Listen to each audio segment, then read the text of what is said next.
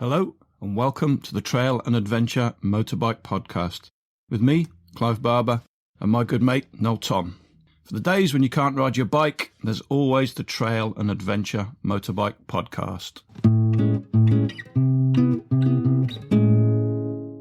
Welcome, Tampers. Thanks for tuning in again. Slightly different podcast this week. I'm away for a few days with the current Mrs. Barber, as you will hear in a moment. So it's a fairly short podcast, just me and Noel shooting the breeze and talking about how we want you all to contribute to the podcast. Put your listening ears on, sit back, and hopefully enjoy. Thank God you're there. Oh, it normally takes me about 10 minutes to get in and I get all sweaty and flappy and stressed. I'm stressed, mate. I don't know what to do. Why? Gone away with the missus, just me and her on our own. Oh, was it one of those lovely surprises that she did for you? Something along those lines. But what do you do? What do you do? I mean, they've got no kids. Yeah. She's banging on the wall telling me to keep it down. Welcome to my world of the endless courtship. She doesn't know anything about motorbikes. I haven't got a motorbike with me. Where are you? So we're on the Northumberland coast. Ah. And it's lovely, but It's not as nice as the Lake District. How long have you got to maintain the conversation? 3 nights. 3 nights? Oh, Jesus. I know. Have you got a pack of cards? No. Oh, my God. She's got walking boots. Well, that's good. Take her out. Yeah. Wear her out tomorrow. That's my advice. The other great thing about it is to get here, we had to drive through a place called Shillbottle.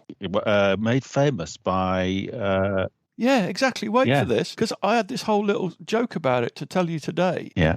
And then, it's like kids as today, the signs... Nobody's crossed the T. But then I remembered Stuart Lee's done a sketch about it. Yeah. It was Stuart Lee's whole thing that he drove past it for years and so it vandalised. And then it was a sad indictment of today's youth. They'd stopped going out there and doing the obvious thing to it. Yeah, it's terrible. It just remains Shillbottle. It's appalling. Kids of today. Where's the fun in that? Have they banned marker pens or something?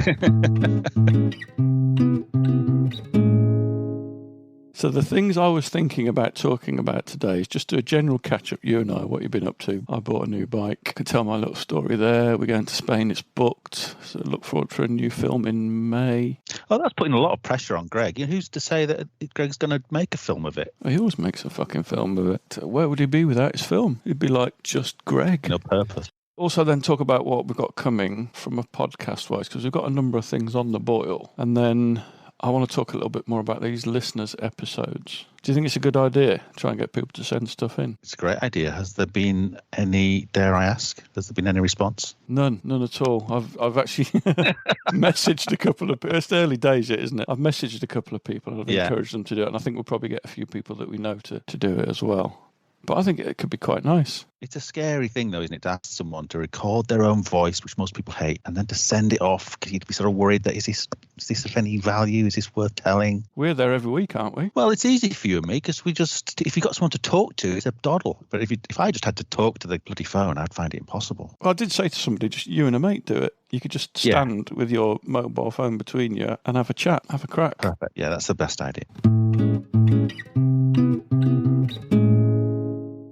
So it's been fun, hasn't it, recently?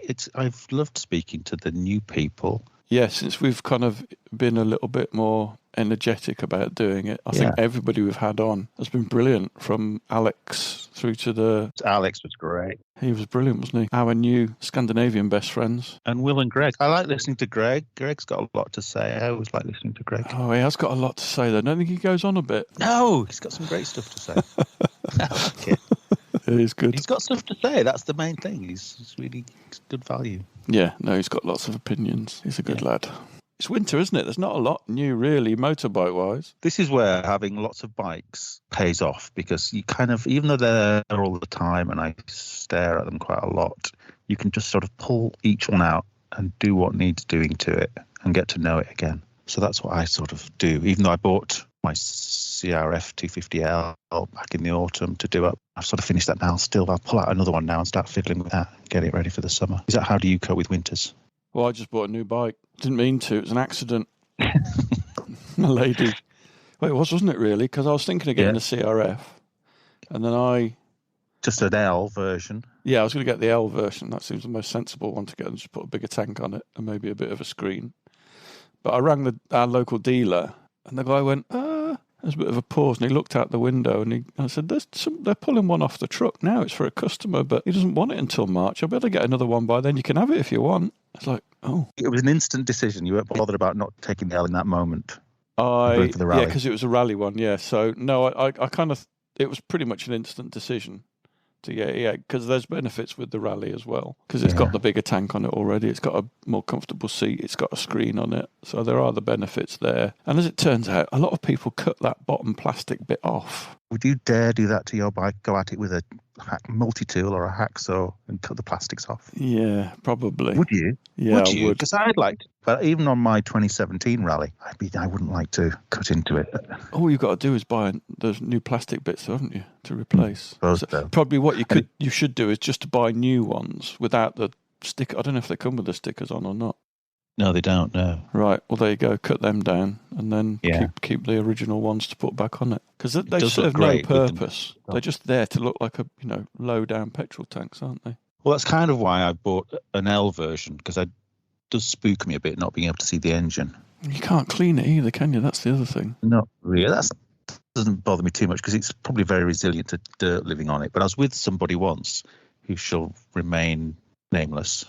Don't want to mention Julian's name, but he drowned his bike. We tried to drain it, and it was just a bit of a faff getting all the fixings off the first time, and I wasn't familiar with it. Neither was he, so it was a bit of a tricky one to take to pieces. So I don't know. It's just nice to being able to see the engine. I don't like the fact that you bought this bike, I have to say, because you can't take the piss out of me anymore for having a KTM. Yeah, I enjoyed it much more when I had a Honda and you had something else. Don't like this new world order. It doesn't suit me. Well, it's not only me, but Greg potentially is going to be using the Adventure Spec one, and Adam is potentially going to be using the Rally Raid one. So on our trip, there could be 4 Hondas and 2 KTMs. That's the fun in that. There's no fun in that, especially if one of the Hondas breaks. This is why I've spent all winter trying to make my Honda not look like a Honda. And actually, what I've been trying to do, in effect, is make it look just like Greg's KTM.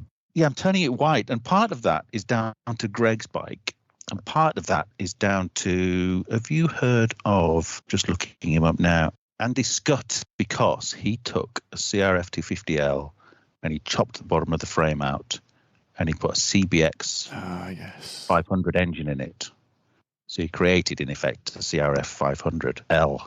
But he sort of made his bike all white and put a service tank on it, and it looks absolutely fantastic. So I've half copied Andy's bike and I've half copied Greg's bike. You happy with it? I am.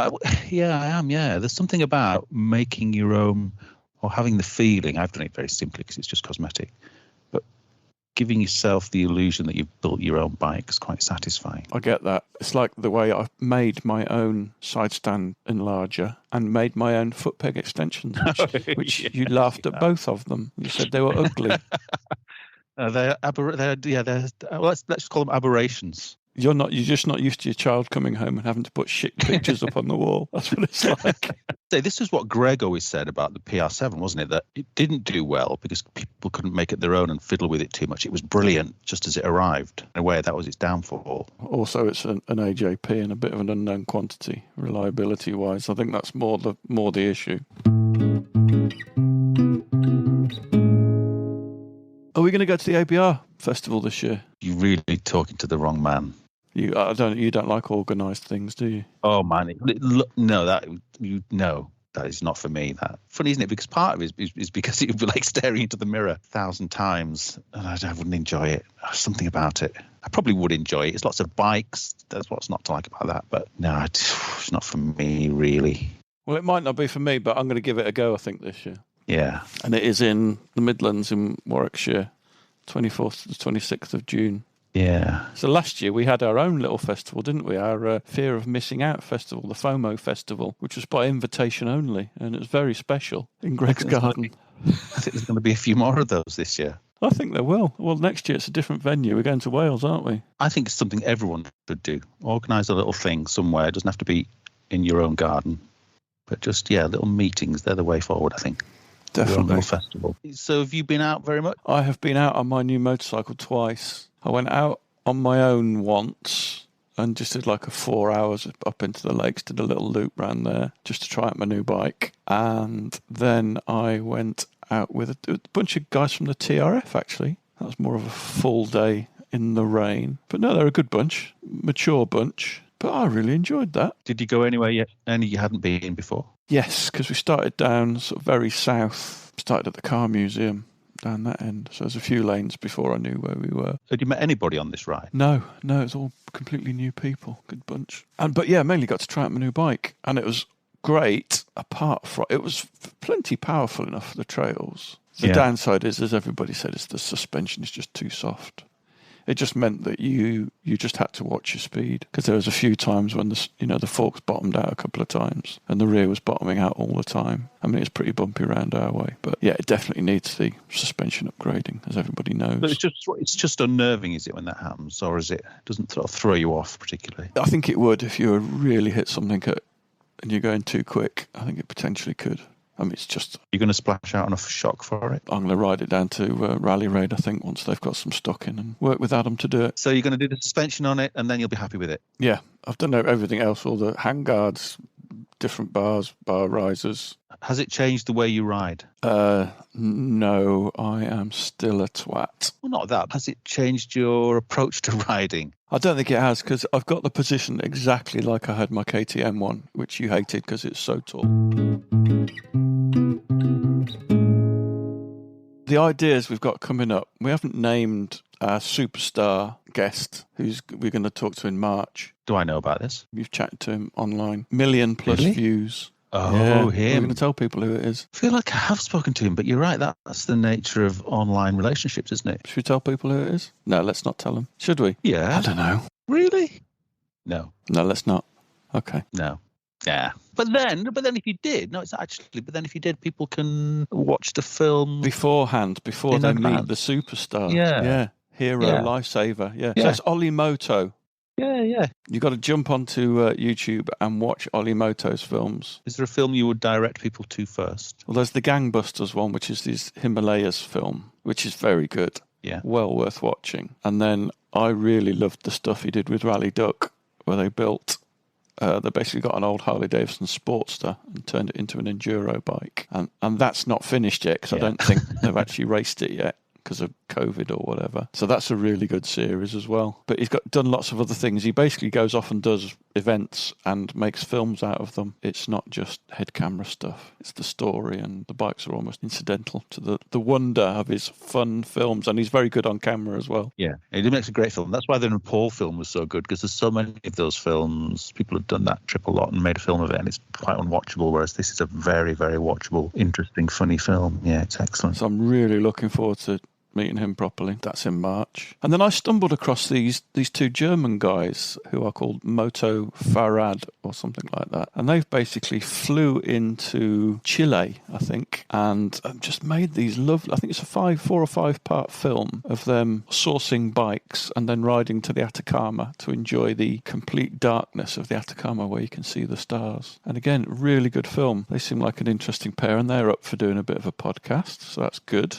We've got parts 3 and 4 of our Scandinavian series, Denmark and Finland. We've got some people lined up from Denmark. I haven't got anybody from Finland yet, but I'm sure we'll find somebody. There's a guy made a great film about riding up through Finland, and I'm not sure how I came across it. I wonder if Greg found it. I bet he'd be interested in something. The final idea in the offing is so I don't know how to put this to you. I hope you're not offended, but it's a podcast you're not going to be allowed to be on in the live recording. Why is that?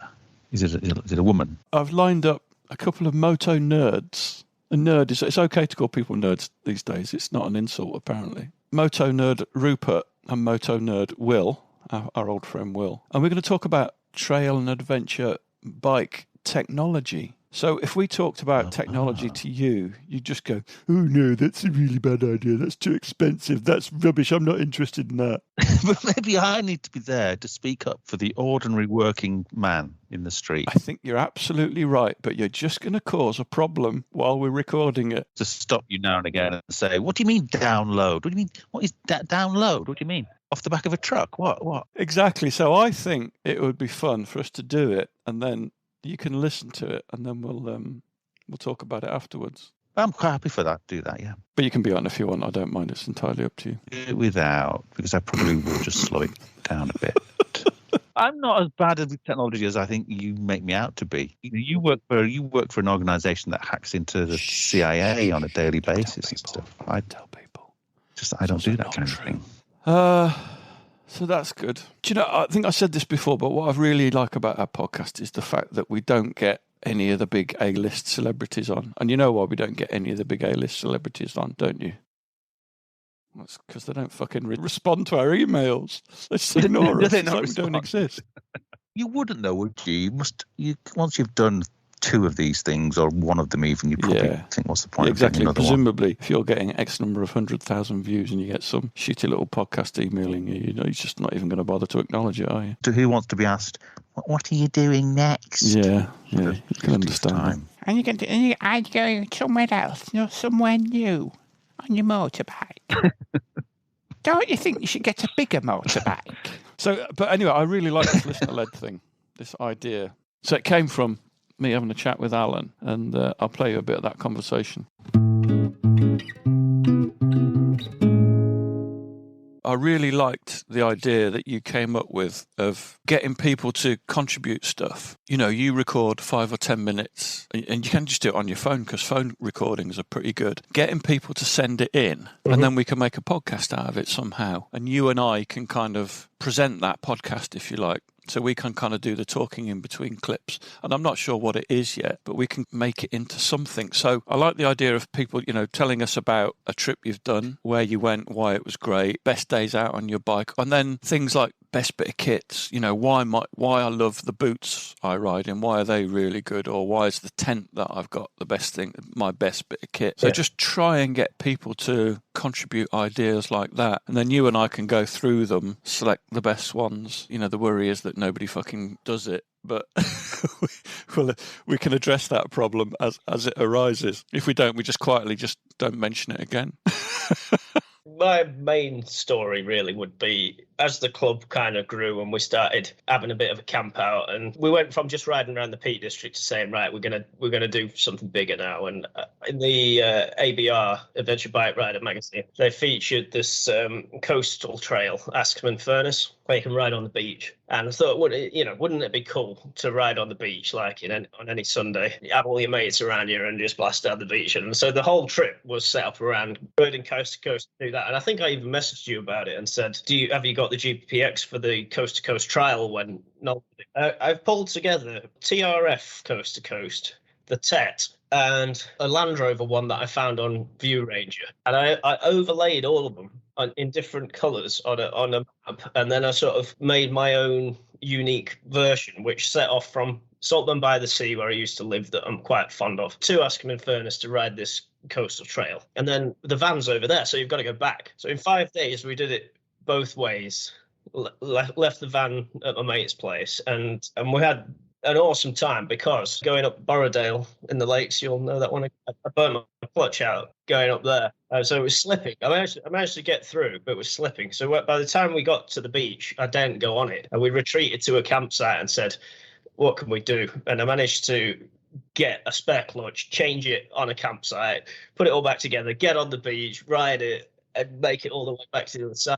That's a great story. The fact that, you started from DT125, you didn't have anybody to ride with, you made a club, you got a bunch of mates, you got road guys in, and then you did that. That's a lovely story. It shows that anyone can do it, doesn't it? Well, exactly, yeah. And it's like, and what's stopping anybody else? Genuinely, Clive, it's something that I'm quite proud of. In a car, you could probably do the coast to coast in a day, or on a road bike or whatever, but we created this convoluted route, incorporating as many trails and river crossings and everything as possible. And then, with the fact that 4 of us set off, only 2 of us made it. Bearing in mind, I'd refitted a new clutch, and then Rich and I made it to Whitby on the return trip, and got back to the van and came home, and we talk about it every day.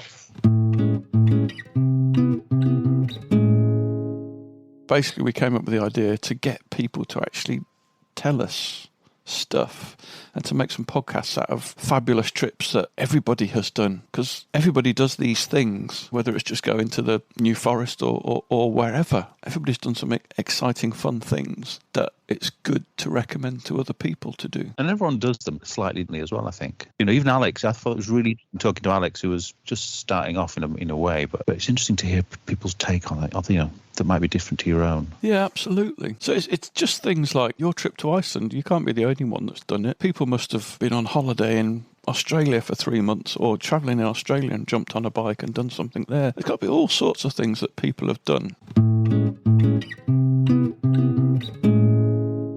Finally, I really want to encourage people to either sit down with a mate or do it themselves, just with a mobile phone, voice recording app, record a few minutes of stuff and send it in to us. There must be something that you look back on. I look back on my first trip to Morocco as like the best weeks of my life. You must have done something like that. How did you discover trail riding? Did you make that jump from road bikes to trail and then think, why didn't I do this 20 years ago? Everybody must have stories like that. That's why I sort of did wonder about your your request for people to send in stories, as a recording. Maybe people should also have the option just to get in touch if they would be interested in. Yeah, we could do that, couldn't we? You and I could chat to them for 5 or 10 minutes. That's an option. The other thing is there's a lot of new people that have started listening since Greg's newsletter went out. And it would be great if those people were to follow our Facebook account as well. I'm not interested in blooming likes and numbers, but it's just a way of getting in touch with us. You can message us through Facebook Messenger with ideas and suggestions and volunteers to actually come and record something. So we can basically just set something up one evening, allocate a time slot, and be like one of those parents' evenings where you get 5 minutes in the diary with each teacher. You have to do it online these days. So we could do that, couldn't we? Oh, well, good luck with this edit. See you later, mate. Right. Bye. Well, there we go. Said it'd be a short one this week. So please send us your stuff. You can send it either to thetampodcast@gmail.com. That's the TAM podcast@gmail.com, or message us via our Facebook account and we'll be in touch with you. See you later.